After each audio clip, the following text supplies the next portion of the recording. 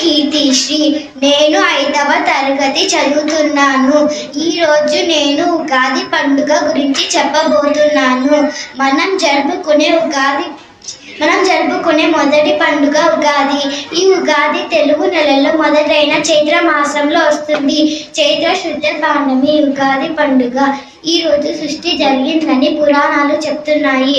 ఉగస్య ఆది ఉగాది. ఉగము అంటే నక్షత్రం, ఆది అంటే మొదలు, నక్షత్ర గమనానికి మొదలు అని అర్థం. ఒక సంవత్సరానికి 2 ఆయనలు. ఈ రోజు ఉగాది పచ్చడితో ప్రారంభిస్తారు. తీపి, చేదు, పులుపు, కారం, ఉప్పు, వగరు వంటి షడ్రుచులు. 6 సంవేదనలు.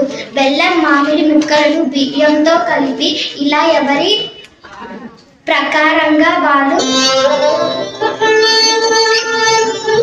జరుపుకొని. ధన్యవాదాలు.